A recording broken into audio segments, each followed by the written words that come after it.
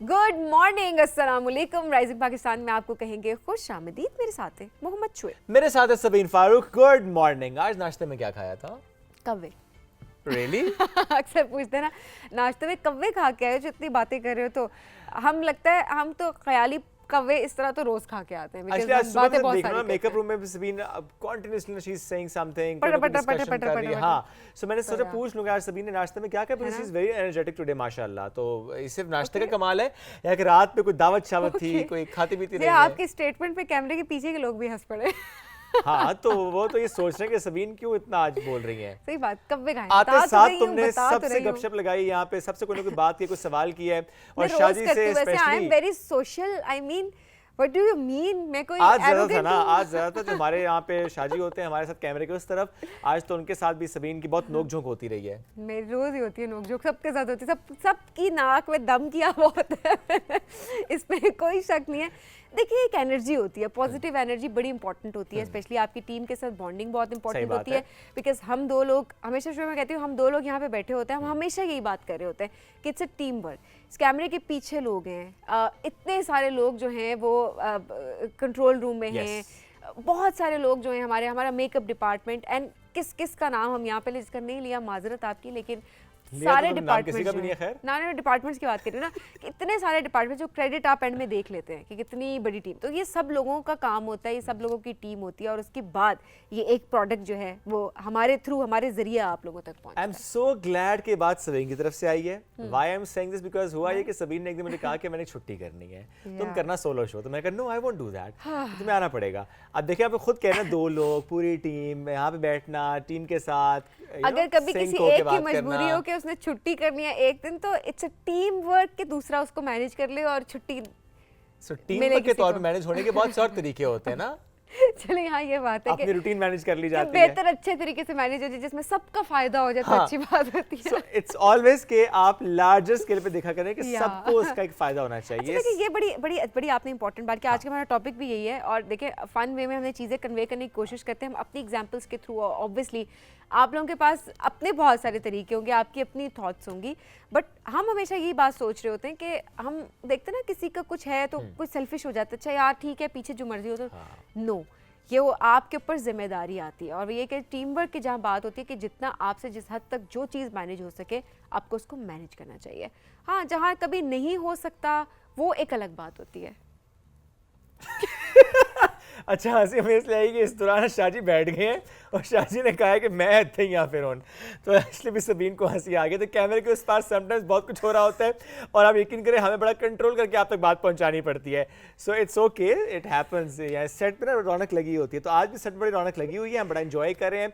हम शो से पहले भी बड़ा इन्जॉय कर रहे थे गपशप में, हम ब्रेक में भी इन्जॉय कर रहे थे। जो गेस्ट अभी आगे हमारे दरमियान मौजूद होंगे, हम उनके साथ भी इस तरह गपशप लगाएंगे और आप हमारे इस गपशप को एंजॉय भी कर रहे होते हैं। सो आज का हमारा मौजू ये बिल्कुल नहीं था, लेकिन मौजू बदल गया, तो हम इस मौजू को पे ही रहते हैं। पर टीम वर्क जो होता है, that makes a dream work. Actually बच्चे भी इस पर बड़ा फोकस कर रहे होते हैं कि टीम वर्क के साथ चलें, स्कूल में भी, खेलते हुए भी, अदरवाइज भी। सो आप टीम वर्क पे कितना बिलीव करते हैं? मैं टीम और ड्रीम का थोड़ा मिक्स कर गया था। ब्रेक पे चलते हैं जी, ब्रेक से वापस आएंगे। अच्छा, व्हाट्सएप हम जरूर कर रहे हैं, हम शेयर भी करेंगे, बहुत इंपॉर्टेंट होती है। ब्रेक नहीं कहना आपने, कहना है ब्रेक, क्योंकि एक्सरसाइज होगी ज़बान की। ब्रेक ये आप करें, ठीक है, मैंने कर दिया ना। Let's take a break, break लेंगे, वापस आएंगे, रहिए हमारे साथ। ये है राइजिंग पाकिस्तान।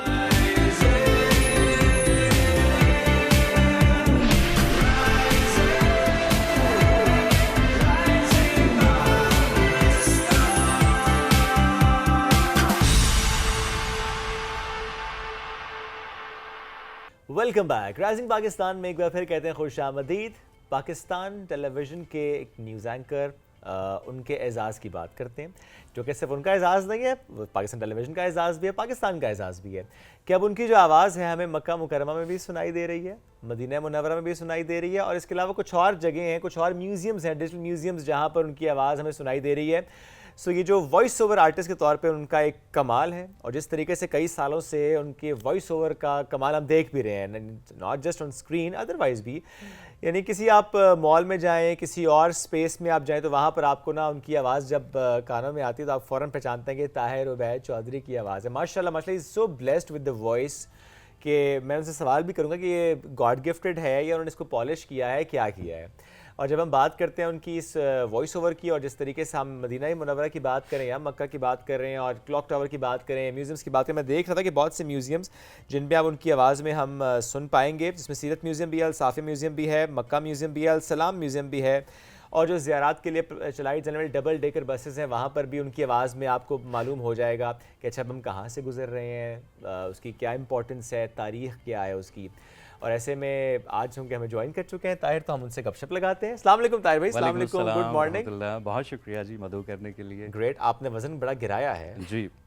ये हमारे काम के लिए जाहिर है एक ऐसी चीज़ है कि जिसके साथ हमें खूब करना पड़ता है। ये मुबारक हो पहले तो आपको, मतलब इस एजाज़ के लिए कि आई मीन ये वो चीज़ है जो हम अक्सर सोच रहे होते हैं कि आपकी आवाज़ ऐसी जगह पर अगर सुनाई दी जा रही हो तो उससे बड़े एजाज़ की बात क्या है कि एक तो खुदा का तोहफ़ा कि आपको एक इस मिला होता है, आपने उसका दुरुस्त इस्तेमाल किया होता है, फिर जिस तरीके से अल्लाह आपको नवाज रहा होता है कि फिर पूरी दुनिया के मुसलमान जहाँ पहुँच रहे हैं वहाँ पे आपकी आवाज़ में सुन रहे होते हैं। अल्हम्दुलिल्लाह। सो 2024 के लास्ट में प्रॉब्ली ये हुआ है ना? जी, लास्ट ईयर रमज़ान में ये बेसिकली हुआ था और मुझे नहीं मालूम था कि ये किस लिए वॉइस ओवर किया जा रहा है, क्योंकि मैं फ्रीलांसिंग तकरीबन 6-7 बरस से कर रहा हूँ और वैसे तो वॉइस ओवर आर्टिस्ट के तौर पे मैं एक लंबे अरसे से काम कर रहा हूँ। रेडियो की फील्ड में तकरीबन 22 बरस हो गए, रेडियो और टेलीविज़न के साथ वाबस्तगी है। तो वॉइस ओवर हमारे उस्ताद ज़िया मोहिउद्दीन साहब, उनके साथ इंटरेक्शन रहता था, तो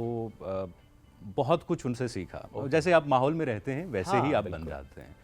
तो एक तो बचपन से शौक़ था इस चीज़ का कि ज़बान बयान के साथ बड़ा लगाव था, अरबी में, फ़ारसी में और पंजाबी में, मतलब अदब पढ़ना बहुत अच्छा लगता था।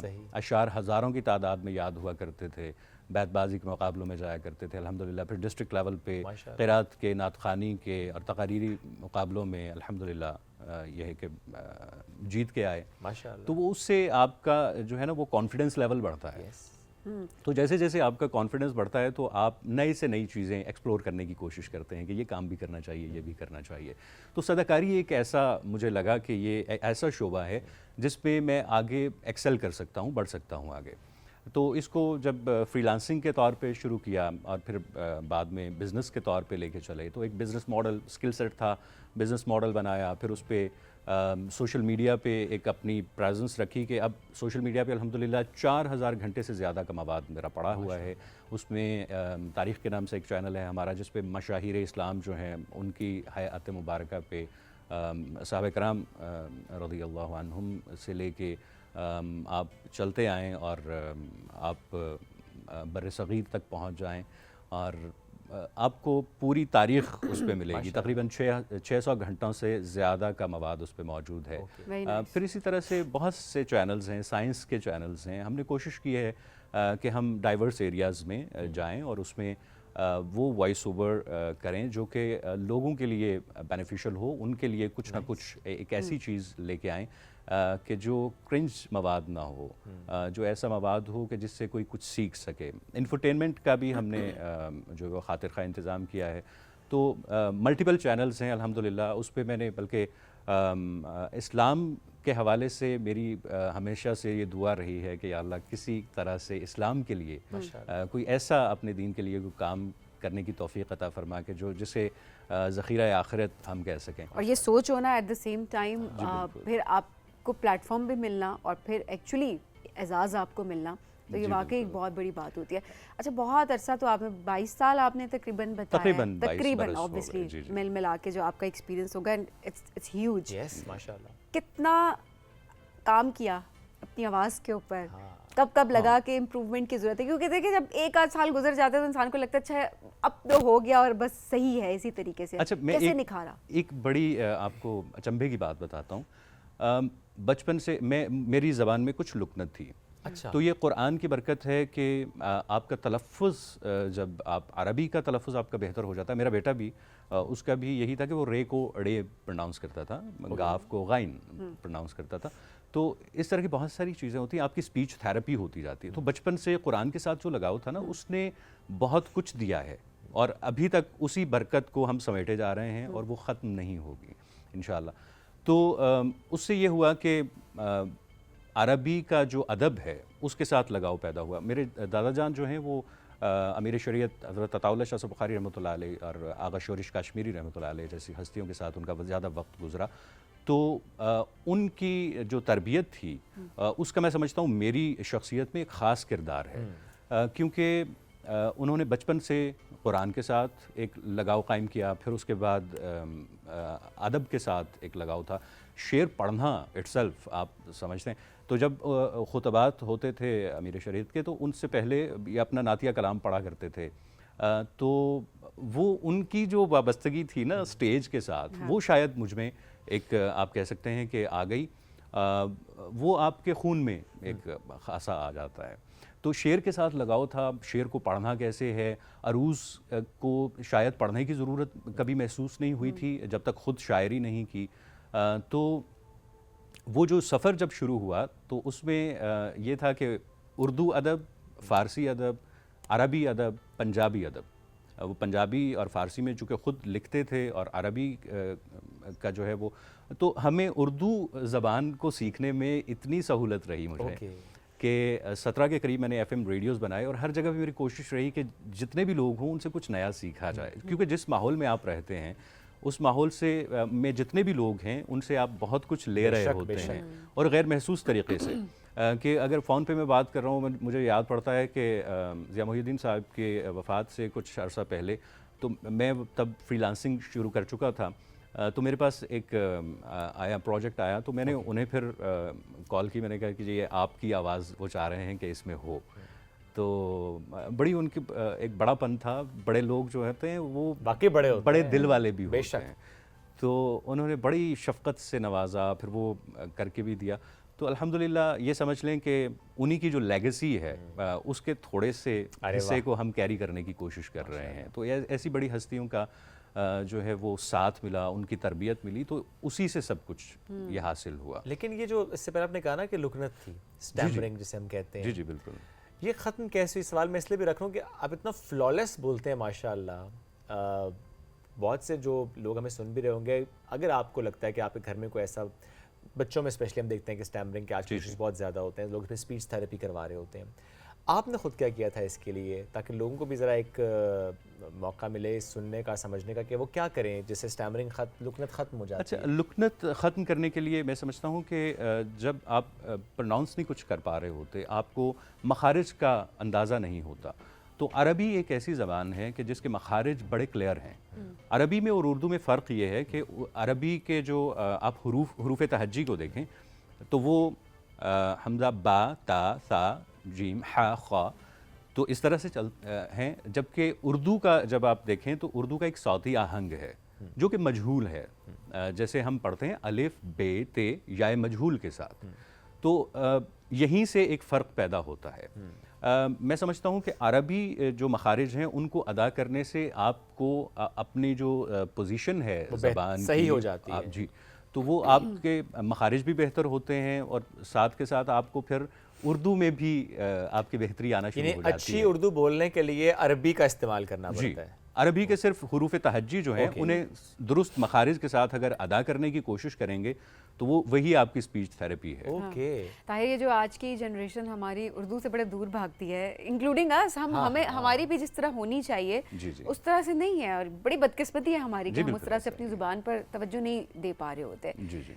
तो आप कभी मुश्किल हुई शुरू से, बिकॉज़ इर्द गिर्द के आपके भी यकीनन लोग ऐसे होते होंगे जो इंटरेस्ट नहीं शो करते। बल्कि एक जुमले से कहते हैं इस लफ्ज़ का मतलब बताओ मुझे, क्या बोल रहे हैं आप? अच्छा, होता ये है कि चूँकि लिंगो फ्रैंका जो होती है कोई भी ज़बान, उसका एक असर ये होता है कि वो दूसरी ज़बानों का असर कबूल कर रही होती है। बाज़ लोगों में ये एक गलत राय कायम कर ली गई है कि उर्दू जो है ये कोई ऐसी ज़बान है कि जो बहुत सी ज़बानों का मिक्सचर है, इसकी अपनी कोई बनत नहीं है, इसका अपना कोई आहंग या मिजाज नहीं है, ये अक्सर हम सुनते हैं। जबकि हर ज़बान जो है वो दूसरी ज़बानों से असर लेती है। मैं लफ्ज़ ज़बान बोल रहा हूँ तो आपको मालूम होगा कि फ़ारसी जो है ये इर्तिक़ा हुआ इसका, जैसा कि आप जानते हैं, ये पहलवी अपना अविस्ता से सबसे पहले, ठीक है, और फिर उसके बाद पहलवी में ये आई, तो अब इसी लफ्ज़ ज़बान का इत्तिक़ा कैसे हुआ कि हुज़वा एक लफ्ज़ था जो कि अविस्ता में था। अविस्ता एक उनकी पर्शियन जो है वो किताब भी है, मजहबी किताब है। तो अविस्ता एक ज़बान थी, वहाँ से इसका इर्तिक़ा होता होता ये हुज़वा हुआ। जब पहलवी में आई तो ये हुज़वा हो गया और चलते चलते ये ज़बान हो गया लफ्ज़। अच्छा, अब ये फ़ारसी में जब उर्दू में आता है तो उर्दू में इसके दो आपको पता है तलफ़ुज़ हैं, ज़बान भी हम कहते हैं और ज़ुबान भी कहते हैं। उसकी तख़सीस गो के कर दी गई है, लेकिन ये है कि लफ्ज़ वही है, वो चलते चलते चलते यहाँ तक पहुँचा है। तो आपको जब माखज़ का इल्म हो जाता है कि ये फ़लाँ फ़लाँ फ़लाँ जगह से होके ये लफ्ज़ यहाँ तक पहुँचा है तो फिर आपको दिक्कत नहीं होती। हमारा मसला ये है कि उर्दू को हम शायद इसलिए छोड़ते जा रहे हैं कि हम समझ रहे हैं कि इसमें अगर अंग्रेज़ी के हुरूफ अल्फाज आ गए हैं तो वो कोई मुज़ायक़े की बात है, ऐसा बिल्कुल नहीं है। आप जितनी भी आप अरबी को भी देख लें तो अरबी भी बहुत सी ज़बानों से उसने भी अल्फाज लिए हैं और उनका तासुर भी लिया है। तो उर्दू एक ऐसी ज़बान है जिसमें आपको फ़ारसी के अल्फाज भी मिल जाएंगे और फ़ारसी की 60-70% जो हमारे क़वायद हैं वो फ़ारसी पे मबनी हैं। इसी तरह अल्फाज को अगर देखा जाए तो हिंदी और उर्दू में यही आपको नज़र आएगा कि वहाँ पे संस्कृत है और यहाँ पे आपको अरबी से अल्फाज आते नज़र आते हैं। तो उसमें अंग्रेज़ी के भी अल्फाज हैं, अब जैसे स्कूल है, लाउड स्पीकर है, उसको आप आला मुकब्बर सौत अगर कहेंगे तो वो इतना अच्छा नहीं लगेगा शायद, या वो समझ में नहीं आएगा। तो आला मुकब्बर सौत यानी सौत को बढ़ा के मैं बोलना चाह रही हूं, आला क्या? आला मुकब्बर सौत, ये बोल के दिखा दो सभी। ये आप बोल नहीं, मुकब्बर, आला से शुरू करो ना। मुकब्बर, आला मुकब्बर सौत, मुकब्बर सौत, मुकब्बर हम तोतले हो गए बोल के। तो लाजिम नहीं है कि आप हर लफ्ज़ को जो जिनकी तारीद हो चुकी है, जिनको उर्दवाया जा चुका है, जो उर्दू में मुस्तामल हैं, जैसे गलतुल आम और गलतुल अवाम आप कहते हैं, तो उन अल्फाज को मेरा ख्याल है कि आपको अपना लेना चाहिए, उन पे इतना तरद्दुद नहीं करना चाहिए। ये आप वैसे पहले शख्स हैं जिनका अदब से ताल्लुक़ है और वो ये बात कह रहे हैं कि जो चीज़ें आम फहम हैं, गलतुल आम जिनको भी हम कहते हैं, वो अगर हैं तो उनको अपना लेना चाहिए। हमें बहुत ज़्यादा ये बड़ी ज़रूरी है। लेकिन गलतुल आम जो है वो ख़ास लोगों से आता है। हाँ। गलतुल अवाम जो है उसको कभी भी मकबूलियत नहीं होती, वो मतलब अवाम में तो होता है, लेकिन वक्त गुजरने के साथ साथ बाज़ औक़ात ऐसा भी होता है कि ख़वास में भी वो इस्तेमाल होना शुरू हो जाता है, वो इतना इन्फ्लुएंशियल हो जाता है। हाँ, समटाइम्स हो जाता है, समटाइम्स नहीं भी हो जाता है। अच्छा, आप मुझे बताएं कि जो आज हमने आगाज़ में भी जिक्र किया, स्पेशली क्लॉक टावर की हमने बात की और हमने मस्जिद नबवी की बात भी की, स्ट्रॉब म्यूजियम्स की बात भी की, कुछ मैंने बताया, आई एम श्योर बहुत सारे मिस भी कर देंगे, कहाँ कहाँ पर आपकी आवाज़ में, और उसमें क्या है, उसमें डॉक्यूमेंट्रीज़ हैं, उसमें गाइडेंस है, क्या है उसमें? अच्छा, उसमें जो सबसे पहले जो गुज़श्ता बरस शुरू हुआ था वो तो सीरत म्यूज़ियम में, जो कि मदीना मुनव्वरा में रौज़ा रसूल के सामने आप खड़े होकर देखें तो बिल्कुल सामने गेट नंबर 306 और 307 के बिल्कुल सामने सीरत म्यूज़ियम आपको नज़र आएगा। तजरिबाती तौर पे उन्होंने गुज़श्ता बरस इसको शुरू किया था और मैं अक्टूबर नवंबर में ख़ुद भी वहाँ पे गया। आई वाज ओवरवेल्म्ड के वहाँ पे जो मैं उसको बयान नहीं कर सकता, ज़ाहिर है वहाँ पे मेरे तासुरात थे या जो मैं महसूस कर रहा था। वहाँ पे बिल्कुल सामने है, मक्का मुअज़्ज़मा में आप जाएं तो मस्जिदुल हराम में क्लॉक टावर है और क्लॉक टावर में दूसरे फ्लोर पे यही सीरत म्यूज़ियम है। फिर इसी तरह मराकश में रबात शहर में ये क्लॉक टावर, ये सीरत म्यूज़ियम मौजूद है। इसके अलावा आप इस्लामाबाद में लास्ट ईयर इनॉग्रेट किया था प्राइम मिनिस्टर मोहम्मद शहबाज शरीफ साहब ने, और उसमें राबिता इस्लामी के जो सेक्रेटरी जनरल हैं डॉक्टर मोहम्मद बिन अब्दुल करीम अल ईसा, वो उसके मेहमान ख़ुसूसी थे और उसमें भी जितना, बल्कि उस सेरेमनी में भी, इनॉग्रेशन सेरेमनी जो थी, इफ्तिताही तकरीब थी, और उसमें भी जितना मवाद था, जो एक्सप्लेनेशन थी, वो मेरी आवाज़ में थी। तो इट्स एन ऑनर, फिर ये तो हो गया सीरत म्यूज़ियम। सीरत म्यूज़ियम में ये है कि नबी करीम सल्लल्लाहु अलैहि वसल्लम की हयात मुबारका पे, ज़ाहिर है कि उनकी सीरत मुबारका पे एक मवाद है जो कि ऑडियो में मौजूद है और 3D एनिमेशंस में दिखाया जाता है। फिर हज़रत आदम अलैहिस्सलाम से लेके नबी करीम सल्लल्लाहु अलैहि वसल्लम तक अंबिया किराम जो हैं उनकी हयात मुबारका पे हज़रत इदरीस अलैहिस्सलाम है, हज़रत लूत अलैहिस्सलाम है, हज़रत इब्राहीम अलैहिस्सलाम है, दीगर अंबिया किराम अलैहिस्सलाम पे। जो पहली डॉक्यूमेंट्री थी वो हज़रत सुलेमान अलैहिस्सलाम की हयात मुबारका पे थी, जो कुरान में उनका ज़िक्र आया है उस पे थी। और फिर उसके बाद ये है कि वहाँ पे अब मॉडल्स बना दिए गए हैं जो नबी करीम सल्लल्लाहु अलैहि वसल्लम के दौर में जो मदीना मुनव्वरा था उसका एक पूरा मॉडल है। वो 3D लाइट आती है उस पर, ये फ़लाँ सहाबी का घर था, ये नबी करीम सल्लल्लाहु अलैहि वसल्लम का हुजरा था, ये अज़वाज मुतहरात के ये, और ये नबी करीम सल्लल्लाहु अलैहि वसल्लम का मस्जिद में जाने का रास्ता था। तो वो इतना खूबसूरत, ये उहद का पहाड़ है, मतलब हर चीज़ को एक्सप्लेन किया जाता है। तो वो भी अल्हम्दुलिल्लाह मेरी आवाज़ में है। तो ये एक पूरा आप कह लें कि टूर है जो आप करते जाते हैं और बस वो तमाम चीज़ें एक शुरू से लेके आखिर तक। और अगर इससे भी आप पीछे जाना चाहें तो क्लॉक टावर के टॉप पे जो कि एक म्यूज़ियम है, जो कि जिसे क्लॉक टावर म्यूज़ियम कहा जाता है, और उसमें कायनात का एक पूरा के कहकशाओं का सफ़र किस तरह से शुरू हुआ, जो कुरान में जिस तरह से ज़िक्र आया है उसको एक्सप्लेन किया गया है, मुख्तलिफ़ सैयारों को एक्सप्लेन किया गया है। तो वो एक पूरे कायनात का निज़ाम है। तो उसमें भी आपको एक डिवाइस मिलती है, उस पर अगर आप उर्दू की ज़बान का इंतखाब करते हैं तो उसमें भी आपको मेरी आवाज़ सुनने को मिलेगी अल्हम्दुलिल्लाह। फिर जैसा कि आपने जिक्र किया कि डबल डेकर बसेस, लेकिन उससे पहले अस्सलाम म्यूज़ियम जो कि मस्जिद नबवी के अहाते में मौजूद है अल्हम्दुलिल्लाह, उसमें काम जारी था, वो भी अब खोल दिया गया है अल्हम्दुलिल्लाह, उसमें भी है। अब गारे हिरा के नीचे भी एक डिजिटल म्यूज़ियम बनाया जा रहा है। तो अल्हम्दुलिल्लाह मक्का मुअज़्ज़मा में और मदीना मुनव्वरा में अब जितने भी डिजिटल म्यूज़ियम्स हैं या डिजिटल एग्जीबिशंस हैं उनमें इस खाकसार की आवाज़ में अल्लाह ताला ने कबूल ये फरमाया। बड़े एजाज़ की बात है अल्हम्दुलिल्लाह, यकीनन। अल्हम्दुलिल्लाह। कितने लोग और क्या कंटेंट सुन रहे हैं, क्योंकि शुरू में आपकी बात मुझे बड़ी अच्छी लगी कि कंटेंट तो बहुत सारा अपलोड हो रहा होता है, लेकिन ये ज़रूरी है कि आप किस रिस्पॉन्सिबिलिटी के साथ क्या अपलोड करें ताकि लोगों को उससे फ़ायदा हो सके। So we are so proud of you. और ये वाकई जैसा शुएब ने बताया कि एजाज़ सिर्फ आपका एजाज़ नहीं, ऑब्वियसली पूरे पाकिस्तान के लिए एक बहुत एजाज़ की बात है। अल्हम्दुलिल्लाह। थैंक यू ताहिर भाई, thank you for joining us today. यूँ तो बहुत कुछ और डिस्कस करने के लिए उनसे हम और भी बड़ा कुछ सीख सकते हैं उनसे, तलफ़्फ़ुज़ की पर्सपेक्टिव से, प्रैक्टिस की पर्सपेक्टिव से।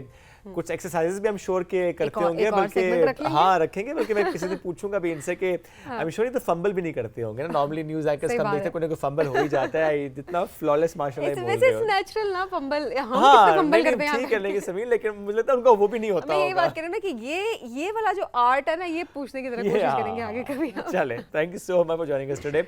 एक ब्रेक की तरफ बढ़ेंगे नाज़रीन, ब्रेक से वापस आते रहिए हमारे साथ। ये है राइजिंग पाकिस्तान।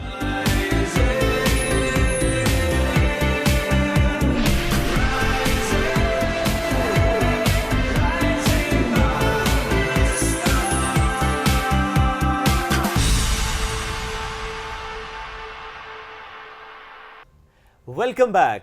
हमें इस धरती ने बहुत कुछ दिया, हमने इस धरती को क्या दिया ये सवाल तो रहा ही नहीं, हमने इस धरती के साथ क्या क्या किया, ये है वो बात जिस पर फोकस करना बड़ा इंपॉर्टेंट है। आज का हमारा मौजू भी कुछ ऐसा ही है। जब हम बात करते हैं एनवायरनमेंट की, जब हम बात करते हैं क्लाइमेट चेंज की, और जब बात करते हैं तबाही की जो कि हो रही है, तो उसमें हम कितना कंट्रीब्यूट कर चुके हैं। आई थिंक इससे ज़्यादा बात करने की ज़रूरत है कि अब हम क्या करें, क्या करें रादर, कौन कौन से छोटे छोटे स्टेप्स हम लें, और कहाँ पे हमें ज़्यादा एग्रेसिव अप्रोच चाहिए, हॉलिस्टिक अप्रोच चाहिए इस एनवायरनमेंट को बचाने के लिए। ऐसे में हम ये देखते हैं कि बहुत से नाले जो कि पहले बहुत साफ़ हुआ करते थे, आज किस तरीके से वहाँ पर गंदगी है और कैसे वो नेचर को तबाह कर रही है, इस पर भी बात करेंगे। अक्सर ही लोग कहते हैं सबीन के चूँकि स्पेस नहीं है हमारे पास, तो हम कैसे पौधे लगाएं, कैसे दरख्त उगाएं, तो वो कहाँ पे पौधे लगा सकते हैं? बिल्कुल ऐसा ही है। अब तो इतने सारे ऑप्शंस हैं कि आपको तो इतनी स्पेस ही नहीं चाहिए पौधा लगाने के लिए। आप रूफटॉप गार्डनिंग का बहुत ज़्यादा रुझान है। उसके अलावा भी कंटेनर्स में लोग, अब आपकी नीयत हो, आपका शौक़ हो और आपने अपने इन्वायरमेंट के लिए कुछ करना है, तो फिर तो लोगों को हमने देखा है कि एक कंटेनर होता है वो उसी के अंदर भी उगाना शुरू कर देते हैं जो उन्हें उगाना होता है।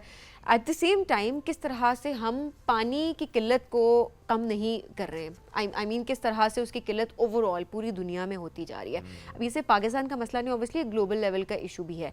सो एनवायरनमेंट को ओवरऑल हमने उसके साथ क्या किया, हम आगे क्या कर सकते हैं, आज इस हवाले से हम बात करेंगे। एब्सोल्युटली, जो आखिरी बात आपने की ना सभी, पानी का बचाव कितना इंपॉर्टेंट है। ऐसे में कुछ घर तो आप देखते हैं जहाँ पर रेन वाटर हार्वेस्टिंग हो रही होती है, लेकिन ज़्यादा होनी चाहिए, बड़ा इंपॉर्टेंट है। कैसे पानी को बचाना है, आज इस पर भी बात करेंगे। तो ओवरऑल एनवायरनमेंट में बात करेंगे।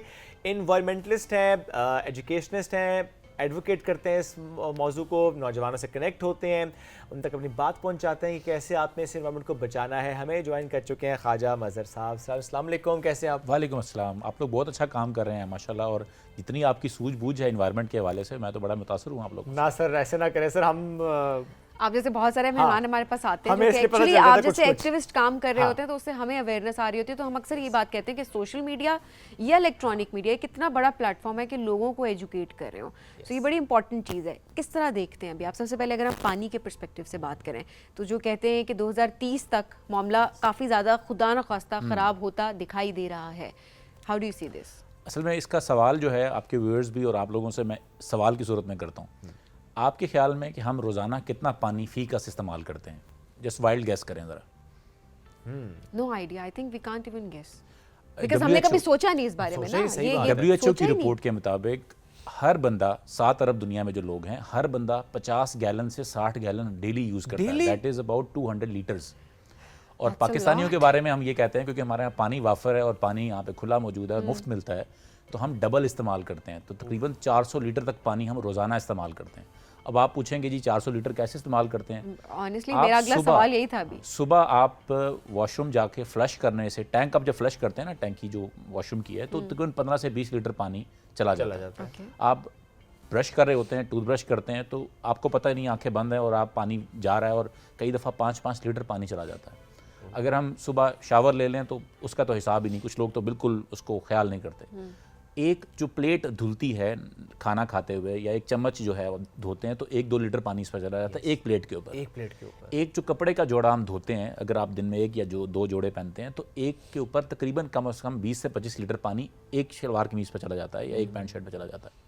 अब ये आप पूरे दिन की रूटीन आप उठा लें, सुबह दोपहर शाम हम क्या करते हैं और कितनी दफ़ा आप पानी को देखिए, we ये तो don't कुछ even चीज़ें आपने realize. कोट की ना, बाइक धुलवाना, गाड़ी धुलवाना, घर की सफाई, उसमें पानी का इस्तेमाल, और समटाइम्स हम वो जो ओवरफ्लो हो रहा होता है उसको भी ध्यान नहीं देते, वो तो पानी ज़ाया हो ही रहा होता है। वो तो एक बहुत लंबी कहानी है ना। अगर हम अपने फूड चेन पे उठाएं तो 1 किलो चावल उगाने पे 2500 लीटर पानी खर्च होता है। 1 किलो चीनी उगाने पे, एक गन्ना जो है, जो चीनी उगती है, जो गन्ना उगाने पे 1 किलो चीनी तक पहुंचने के लिए 2200 लीटर पानी खर्च होता है। तो पानी हमारा इतना, जो हमें सबसे पहली जो चीज़ है ना वो ये समझनी है, जो मैं आपके व्यूअर्स को भी बताना चाहता हूँ, कि हमें सबसे पहले ये पता होना चाहिए कि हम पानी इस्तेमाल कितना कर रहे हैं। हमें तो इसका एहसास ही नहीं है कितना पानी इस्तेमाल कर रहे हैं।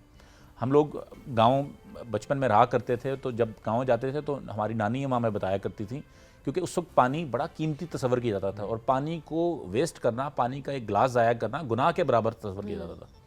तो और गाँव में पानी को अपने सरों पर रख के लाया जाता था, वो गागरें बनाई छतों पे, यानी कि आप अपने वो स्टोर करके रखना और उसके बाद पानी को इस्तेमाल करना। तो जब आप एक ऐसी इन्वायरमेंट में से जहाँ पे कि पानी को कीमती तौर पे समझा जाता है, वहाँ से आप जब आते हैं तो आपको पानी की कीमत का अंदाज़ा होता है। अब जब हमारी टैब में पानी खुला हुआ है और वो पता ही नहीं है कहाँ से आ रहा है, कब खर्च होगा, उस पर कोई हमारा चेक नहीं है। एहसास ही नहीं है ना। ये छोटी सी मिसाल देता हूँ, मैंने खुद बचपन में देखा है कि जो हमारे घरों में नेचुरल गैस है, सुई गैस जो यूज़ होती है, मैंने देखा है कि जब फ्री हुआ करती थी, ऑलमोस्ट 50 या 100 रुपये उसका बिल आया करता बिल्कुल ऐसा ही है। था, तो मैंने सुबह के नाश्ते वाले चूल्हे से दोपहर का खाना पकते हुए देखा है। उसी के माचिस की तीली जलाने की ज़रूरत नहीं है। ये हमने अपने नेचुरल रिसोर्सेज के साथ ये किया है। तो यही काम हम पानी के साथ भी करते हैं। तो सबसे पहली जो चीज़ है वो ये हमें पता हो कि पानी कितना कीमती है, और ये वो पानी है जो हम टैंक में फ्लश कर रहे हैं, जो हम पानी कपड़ों में धोने में इस्तेमाल कर रहे हैं, वो लोग पीने के लिए तरस रहे हैं। सही अच्छा, बात करें क्या? अब देखिए, जितनी भी चीज़ें आपने बताई ये तो ठीक है, आप दान ब्रश करते हुए बात करें, आप उस तरह ख्याल रखें, या मतलब ये चीज़ें तो चले अपनी जगह पे, बट जिस तरह आपने कोई क्रॉप ग्रो करनी है या रोज़मर्रा ज़िंदगी के काम है, उसमें पानी का इस्तेमाल तो होना है ना, कैसे बचा सकते हैं? अच्छा, अगर हम सबसे पहली चीज़ ये है कि हमें ये सोचते हुए कि अगर हमें जहाँ पे कि 10 लीटर से हम पानी ज़ाया कर रहे हैं, हम कोशिश करें कि 2 लीटर से वो काम करने की कोशिश करें। अगर आपने वज़ू करना है तो आप टैप खोल के और खुशू खुशू से वज़ू करने के बजाय अगर आप बकेट में या किसी लोटे में पानी ले लें तो वो पानी को आप इस्तेमाल के लिए बचा सकते हैं। तो जहाँ पे एक कीमत होती है ना, किसी चीज़ की वैल्यू होती है, मैं तो कभी कभार लोग मजाक ना समझें इस बात को, मैं तो समझता हूँ कि हमें कम से कम 1 रुपये लीटर पानी कर देना चाहिए, कम से कम उसका एहसास हो कि जिसने 100 लीटर पानी या दिन में 200 लीटर पानी इस्तेमाल करना है तो वो उसको पता होगा कि मैं 200 रुपये मुझे देने हैं, तो फिर शायद इसका अंदाज़ा होगा। लेकिन अगर वो वहाँ नहीं पहुँचते तो सबसे पहले हमें कंजर्व करें पानी को। नंबर 2, अगर आपको मैं अपने इर्द गिर्द देखूँ तो पानी बेसिकली जब आप कोई फ्लड करते हैं, इस्तेमाल करते हैं, तो पानी जाता कहाँ है? वो पानी वापस हमारे पास आता है। यानी कि जब आप पानी इस्तेमाल कर लेते हैं, वो उसको बहा देते हैं, हम किसी नाली में बहा देते हैं, किसी नाले में, किसी दरिया में जाता है, वापस वो पानी रिसाइकिल होके या उसका कोई सोर्स हमारे वापस आता है। मैं छोटी सी मिसाल देता हूँ, हमारे रावलपिंडी इस्लामाबाद में एक दरिया बहा करता था, उसको दरिया लई कहा करते थे। बाद में हमने उसको नाले का नाम दे दिया, वो नाले को हमने टैग तो नाला ही सुना है जी शुरू लेकिन वो से। दरिया लई था। अच्छा, तो उस वो दरिया बनता कैसे है? उसमें रोज़ाना तकरीबन लगभग 80 करोड़ लीटर पानी जाता है। 80 करोड़ लीटर पानी रोजाना नाला लई में जाता है। वो कहाँ से जाता है? वो 50 लाख की जो रावलपिंडी इस्लामाबाद की आबादी है, वो रोज़ाना जब 300 लीटर पानी उसमें फेंकती है तो वही पानी जो है वो नाला लई बनाता है। ओके, अच्छा, वो नाला लई कहाँ जाता है? अगर आप कभी वो नाला लई इवेंचुअली दरिया स्वां में गिरता है। जो मेरा एक प्रोजेक्ट है दरिया स्वां का, क्लीन स्वां रिवर, तो वो दरिया स्वां में जब पानी जाता है तो वो इवेंचुअली इंडस में जाता है। ओके, ठीक, लेकिन ऑन द वे वो 160 किलोमीटर एरिया को कंटेमिनेट करता हुआ जाता है। यस। अच्छा, अब जो पानी हमारे घरों में इस्तेमाल हो रहा है, रावलपिंडी इस्लामाबाद में रहने वाले लोगों के लिए खुशखबरी ये है कि वो पानी उसी नाला लई का ही पानी है जो हम वापस इस्तेमाल कर रहे हैं। रिसाइकल तो कैसे होगा? वो पानी उसके बिल्कुल 50 फुट 60 फुट के फासले पे कुआं खोदा जाता है। Don't tell me. ठीक है अच्छा, ग्राउंड वाटर की बात कर रहे हैं जी, ग्राउंड वाटर। तो वो बेसिकली होता क्या है कि हमें, अगर आप कभी इस दरिया के साथ सफ़र करें तो आपको बिल्कुल इसके लबे दरिया या लबे नाला आपको कुएं नज़र आएंगे ड्रिल हुए हुए, जिसपे कि 60-50 फुट 40 फुट पे पानी है। वो पानी वही है जो सुबह हमने फ्लश किया था। Please don't say that. तो अब सबसे पहले इस बात की ग्रेविटी का एहसास करें कि अभी हमने सुबह जो टूथब्रश इस्तेमाल किया है वो पानी आया कहाँ से है। आप कहते हैं जी मैंने वो तो खाया तो नहीं है वो, लेकिन आपने ब्रश किया, आपने वजू किया, आप नहाए हैं, वही सारा कुछ। तो हमें ये पानी वापस जो हम हमारी करनी, जैसी करनी वैसी भरनी, तो जो पानी हम आज गंदा कर रहे हैं वो पानी सुबह वापस आता है। अच्छा चलें, अगर आप समझते हैं ठीक है जी मैंने वो पानी तो इस्तेमाल नहीं किया, आज जो आपने पुदीना धनिया खाया है वो पानी कहाँ से आया है? वो उसको भी वही पानी लगा है जो कि दरिया स्वां के किनारे ही वो सारी सब्जियां लग रही हैं। आप जो दूध इस्तेमाल कर रहे हैं रावलपिंडी इस्लामाबाद में, ये पानी भी इसको नाला लई का पानी लगता है। वो भैंसें जो हैं उसी नाला लई के अंदर नहा रही होती हैं या उसी दरिया स्वां में नहा रही होती हैं। तो फिल्टर होगा ना अंदर उनके। तो बहरहाल ये तो हम ख्वाहिश है हमारी फिल्टर हो। अगर इतना गंदा पानी हम डेली नहीं, इतना सेहतमंद भी नहीं है हम। कंज्यूम कर, नहीं मतलब वो जो आप बात करते हैं उसमें हैजा हो जाए। नहीं, हेपेटाइटिस रावलपिंडी इस्लामाबाद की सबसे बड़ा लिवर की प्रॉब्लम्स हैं, किडनीज के मसले हैं, वो सारे कहाँ से हैं? वो चलें, हो सकता है मैं और आप थोड़े प्रिविलेज होंगे, हम थोड़ा सा उसको थोड़ा एहतियात करते होंगे, हम सफाई का ख्याल रखते होंगे, लेकिन जो लोग नाला लई के किनारे रह रहे हैं, कभी जाके उनकी बीमारियों का अंदाज़ा लगाएं, कभी आप उसको उसकी जो स्मेल है उसके किनारे उसका अंदाज़ा लगाएं। तो सबसे पहला जो स्टेप है ना वो हमारे घर से शुरू होता है। हमारे घर से प्रोसेस शुरू होता है कि हमने सबसे पहले इसको कंजर्व करना है। फिर हमने, अब तो हम लोगों ने, सच्ची बात बताऊँ, थोड़ा मैसी ना हो जाए, लोगों ने तो अपने जो है ना घरों में सेप्टिक टैंक भी बनाने बंद कर दिए हैं। अब तो वो डायरेक्टली फेंकते हैं। सही बात है। वो पहले इस ज़माने में गटर बना करते थे, अब नहीं बनाते। अब तो वो डायरेक्टली नाला लई में जा रहा है वो सीवरेज। तो वो इवेंचुअली कहाँ पे, मतलब मुझे इस, और फिर उसमें इंडस्ट्रियल वेस्ट शामिल हो रहा है। हमारे जो फैक्ट्रीज़ हैं माशाल्लाह काफ़ी पिंडी इस्लामाबाद के सराउंडिंग पे 2 इंडस्ट्रियल एरियाज़ हैं, उनका कभी उन पे भी कोई ऐसा फिल्ट्रेशन, तो लोग कहते हैं कि जी फिल्टर हुआ है, फुजला जा रहा है, वो तो डायरेक्ट जा रहा है। हमारे सीवरेज ट्रीटमेंट प्लांट्स काम नहीं कर रहे, अलार्मिंग है। अभी मैं क्योंकि बहुत सेंटर्ड हो रहा हूँ कुछ रावलपिंडी इस्लामाबाद के, रावल डैम के अंदर पिछले 5 लाख आबादी का जो है गटर का पानी इसमें जाता है। बिल्कुल जाता है। जो 12 कौए है वो 5-6 लाख की आबादी है, उसका पानी कहाँ जाता है? रोजाना वो रावल डैम में गिरता है। रावल डैम का पानी हम इस्तेमाल कर रहे हैं। बहुत दिल खराब तो हो जितना गया दिल सुबह हम चाहे जो मर्जी कहें। हाँ, लेकिन दैट्स द रियलिटी एक्चुअली। कैसे क्या करें? नहीं, मैंने सुना वो पानी फिर साफ होता है ना वो संगजानी के पास।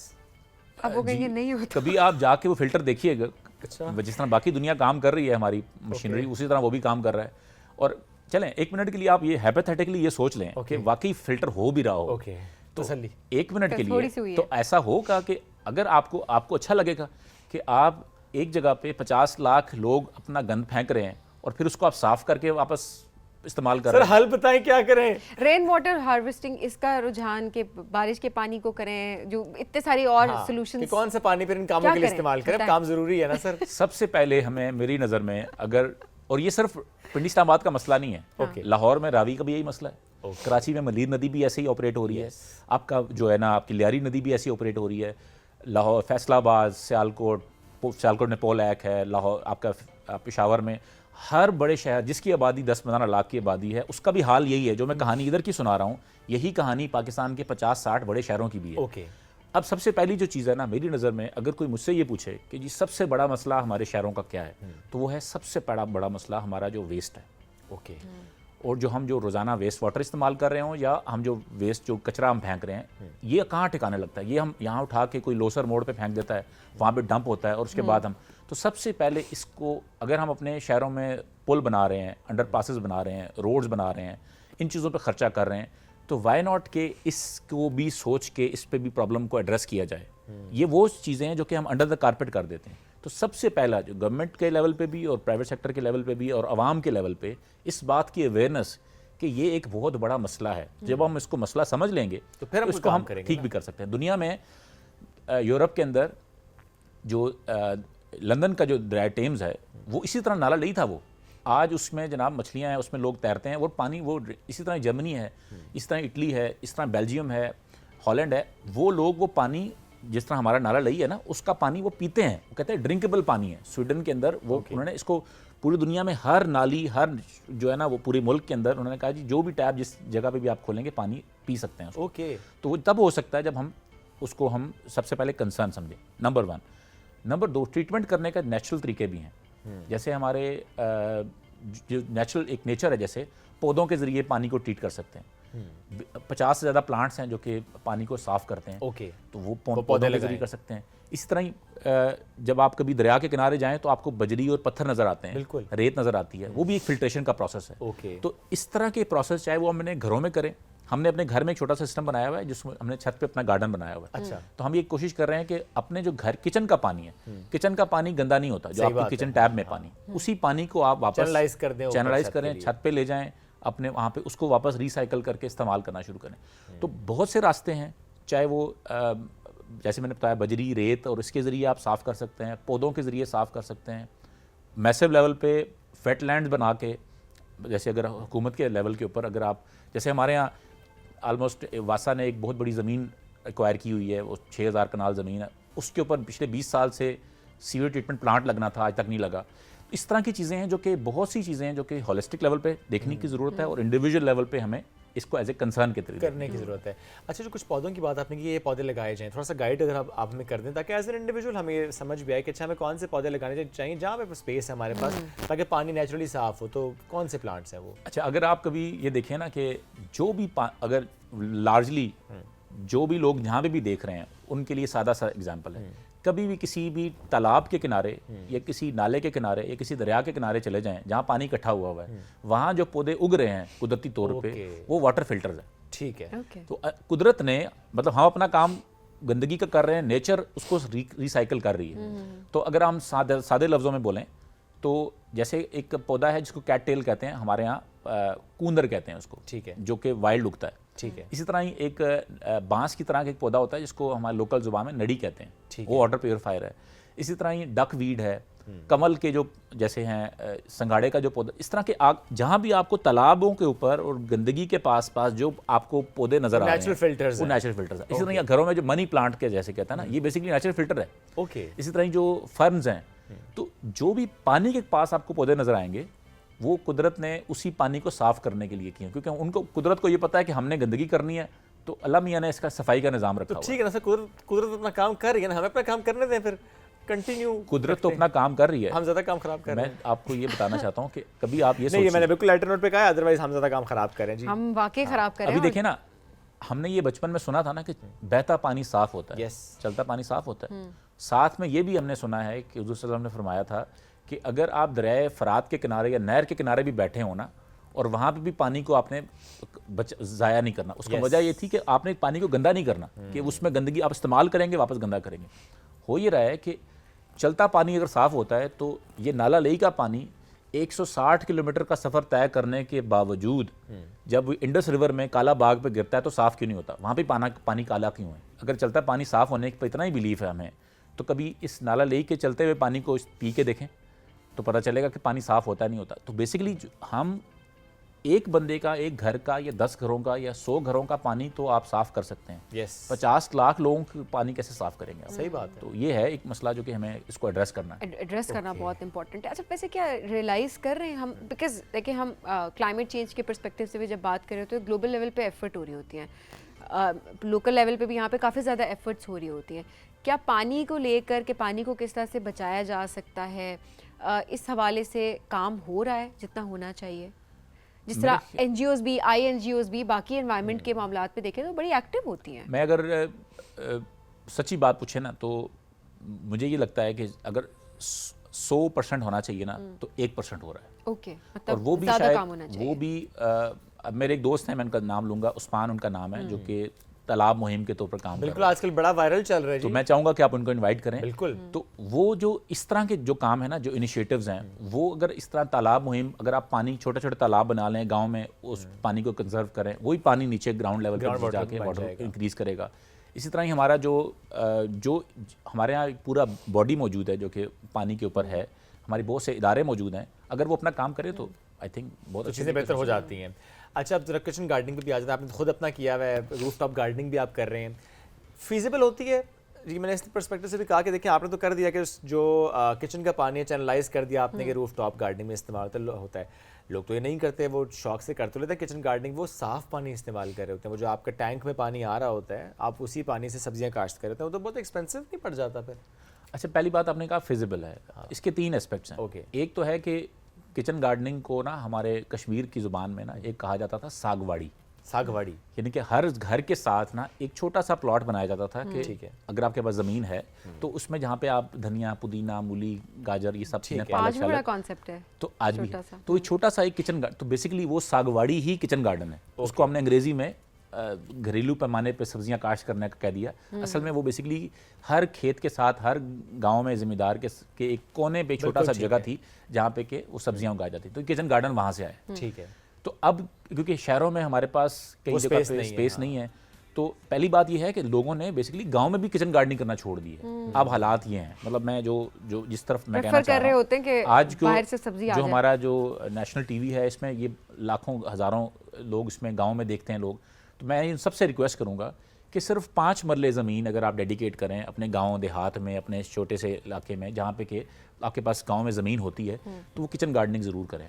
और वो अपनी दादियाँ नानियों के साथ कनेक्ट करें और उनको सारा पता है कैसे करनी है, तो आपको कोई परेशान होने की ज़रूरत नहीं। सही बात है। तो गाँव में ये काम करने की बहुत सख्त ज़रूरत है और मेरी नज़र में ये बहुत बड़ा एक इनिशिएटिव होना चाहिए।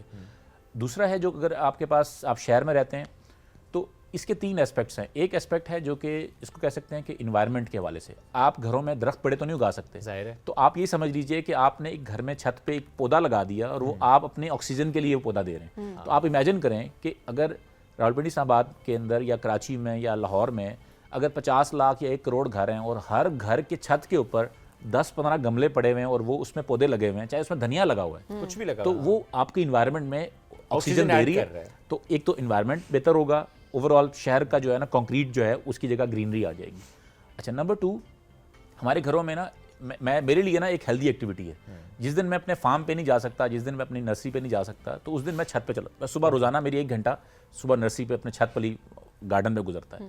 तो हमारे यहाँ जो घरों में एंग्जाइटी, जो बुज़ुर्ग हम, उनके पास काम कोई नहीं है, मतलब हमारे पास ख़वातीन है, उनके पास फुर्सत है, तो अगर एक छोटा सा छत के ऊपर अपने माउंटी के ऊपर अपनी गैलरी पे 15-20 गमलों से, चाहे वो प्लास्टिक के गमले हों, चाहे वो आप किसी बर्तन क्रेट हो जाए, क्रेट में रखें, anything। तो आप धनिया पुदीना से शुरू करें, तो एक हेल्दी एक्टिविटी तो ये अब इस पे ये बहाना भी नहीं है कि स्पेस नहीं है हमारे पास, रिसोर्सेज नहीं है हमारे ये भी पास, ना time तो नहीं बीज है। इतना महंगा है, ये सब्जियां उगानी इतनी मुश्किल नहीं है, महंगी नहीं है।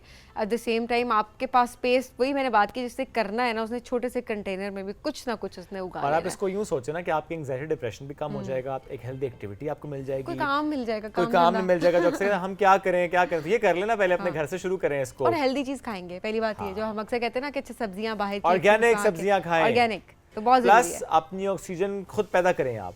उन पौधों के ज़रिए। ये बड़ा ज़रूरी है, जो कार्बन एमिशंस हैं उनको कम करने के लिए भी अपना रोल प्ले करना है और अपने ऑक्सीजन आपने पैदा करने के लिए भी अपना एक रोल प्ले करना है। तो सर आप बहुत ज़्यादा काम कर रहे हैं, इस पर हम इतनी बात आज नहीं कर पाए, बट इंशाल्लाह सम अदर डे हम और भी बात करेंगे जो कि आपने प्रोजेक्ट्स डिफरेंट किए हैं। एक बीच में हल्का सा जिक्र उन्होंने समा का किया है, जिसको साफ़ करने का वो जो काम है वो कर रहे हैं, उस पर बल्कि हम कोशिश करेंगे इस दिन विजिट भी करें और देखेंगे किस तरीके से सफाई का काम आप लोग करते हैं, समथिंग लाइक दैट। और आप लोगों को एडवोकेट भी करते हैं, स्टूडेंट से कनेक्ट करते हैं, उनको गाइड भी करते हैं कि आपने ये करना है जिम्मेदारी के तौर पर। हम सबको अगर समझ आ जाए ना कि अच्छा ये मसला है और यहाँ पे हमारी ये कंट्रीब्यूशन है और अब हमें as a responsible citizen of Pakistan ये काम करना है, तो हम वाकई कुछ ना कुछ करना शुरू कर देंगे और चीज़ें बेहतरी की तरफ जाएंगी। हमें ब्रेक की तरफ बढ़ना है, ब्रेक से वापस आएंगे, रहिए हमारे साथ। ये है राइजिंग पाकिस्तान।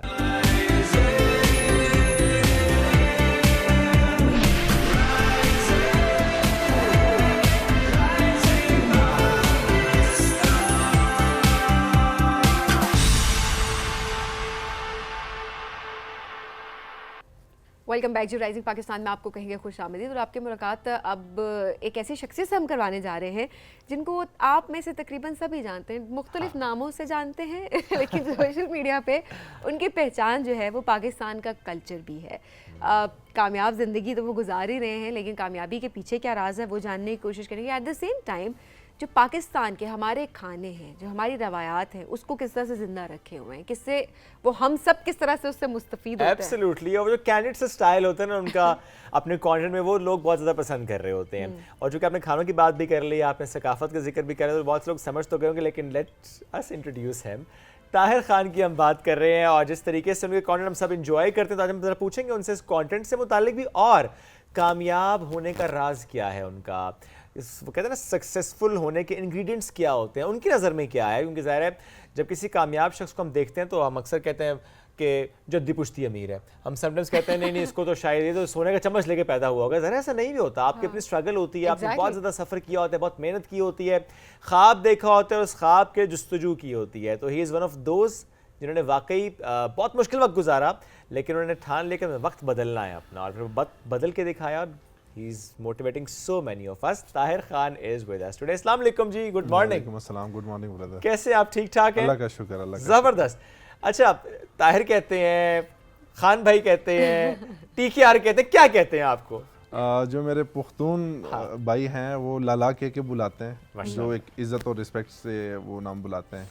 इस साइड पे ज़्यादातर कभी ताहिर भाई बोलते हैं, कभी TKR भाई बोल देते हैं। तो चलता है, बस प्यार मोहब्बत बांटना चाहिए, अच्छा लगता है नाम सुन के। अच्छी बात है, वो शायद लोग आपसे रिलेट भी ज़्यादा कर पा रहे होते हैं, बिकॉज आप जब अपने ही एक कल्चरल उस अटायर में होते हैं और वही स्टाइल होता है, तो फिर जाहिर है लोग कनेक्ट बहुत ज़्यादा कर रहे होते हैं। तो सोशल मीडिया पे फ़ैन फॉलोइंग इसी तरह ज़्यादा बढ़ी है। मैं पुख्तूनों का पहला व्लॉगर था। हमारे जितने भी पुख्तून इन्फ्लुएंसर थे उस वक्त व्लॉगिंग का कोई कॉन्सेप्ट नहीं था, लेकिन आजकल के जो व्लॉगिंग है वो नहीं। मैं अपने जो हमारे इलाके थे पुख्तूनख्वा के लोगों ने नहीं देखे थे, तो मैंने पुश्तो में व्लॉगिंग शुरू की। तो वो जाके लोगों को टच हुई कि यार एक बंदा आया है, हमारे जो देहाती इलाके हैं, जो हमारी सकाफत है वो दुनिया को दिखा रहा है। तो ये 2015 में मैंने शुरू किया था पुख्तून व्लॉगिंग, और वहाँ से लोगों को चीज़ें लगी कि कनेक्ट हो गए आपके साथ। हाँ जी। फिर मैं ट्रैवल वगैरह भी करता था, तो वो भी दिखाता था कि यार हम किस तरह ज़िंदगी गुजार रहे हैं, बाहर के लोग किस तरह ज़िंदगी गुजार रहे हैं। तो वहाँ से लोगों को बहुत कुछ सीखने को मिला। फिर मैंने आहिस्ता आहिस्ता 2018-19 से मैंने कहा अच्छा पुख्तूनख्वा बेल्ट, अफगानिस्तान, ये सारे तो जान गए, अब इस तरह करते हैं जो हमारे पाकिस्तान के और बहन भाई हैं उनसे भी थोड़ा सा इंट्रोड्यूस कराया। फिर आप इस्लामाबाद आ गए? जी, फिर इस्लामाबाद आए और अल्हम्दुलिल्लाह नाम ही बदल गया इधर। नहीं तो ये व्लॉगिंग से TKR तक का सफ़र ये कैसे हुआ? ये बहुत अच्छा इंटरेस्टिंग सवाल है। फॉलोअर्स मेरे बने बहुत ज़्यादा। हमारे यहाँ पे ये होता है कि आपके फॉलोअर्स बन जाते हैं तो एक लोगों को तो एक साइकिब होती है कि यार मैं कोई चीज़ हूँ, मैं पता नहीं आसमान से उतरूँ, हम नॉर्मली लोग हैं। मेरा यही था कि यार ये जो मेरे व्यूवरशिप है इसको कस्टमर में किस तरह चेंज करूँ, अपनी ज़िंदगी बंदा चेंज कर ले। तो एक रेस्टोरेंट का पहले से शौक़ था कि यार ऐसी जगह हो जहाँ पे फैंस भी आए मिले और हम अपना काम भी करें, हलाल रोज़ी भी कमाएं। इतना सोचा नहीं था कि इतना बड़ा सेटअप होगा ये वो। जब मैंने छोटा सा सेटअप लिया, कोविड था, लोग रेस्टोरेंट भेज रहे थे, मैंने अल्लाह का नाम लिया, एक बंदे की प्लाजा, तो उस वक्त इतने पैसे भी नहीं थे। उसने कहा यार मैं आपसे पैसे भी नहीं लेता, आके यहाँ पे आप काम शुरू करो। इन्वेस्टमेंट भी उसने की। अगर आपने पैसे कमाए तो 50-50 करेंगे, नहीं कमाए तो मेरा नुकसान हुआ। मैंने बिस्मिल्लाह किया, कोविड था, लोग बंद कर रहे थे, लेकिन वो अल्हम्दुलिल्लाह इतनी फैन फॉलोइंग थी पुख्तून की, KP के सब पहुंच गए। हाँ, सब आए। तो वहाँ से अल्हम्दुलिल्लाह हमने स्टार्ट लिया और फिर आहिस्ता आहिस्ता देखा कस्टमर बढ़ते रहे। हमने भी फिर ब्रांचेस खोल दी। यस, और आपने उसको एक्सपैंड किया और माशाल्लाह करते ही चले जा रहे हैं। जी, अल्हम्दुलिल्लाह, माशाल्लाह, अच्छी बात है। तो सबीन ने तो कहा ना आपसे व्लॉगिंग से ठीक है, मैं तो आपको बिल्कुल पीछे लेकर जा रहा हूँ, बचपन में लेकर जाते हैं पहले। जी, ताहिर खान का बचपन कैसा था? बचपन से मुझे कैमरों से बहुत शौक था। ये जो आपके स्टूडियो में कैमरे पड़े हुए उस वक्त मैं तकरीबन 14-15 साल का था। वो बड़े कैमरे आते थे, कंधे पे रखते थे, शायद आपको याद होगा या नहीं। तो वो मैं स्कूल से 1-1 रुपया अम्मी मुझे देती थी और मेरे तकरीबन 8 महीने 1-1 रुपया सेव करके, मेरे कज़न की शादी थी, वो कैमरा मैंने लिया और बच्चा था बिल्कुल, कंधे पे कैमरा रख के वो मैं रिकॉर्डिंग करता था।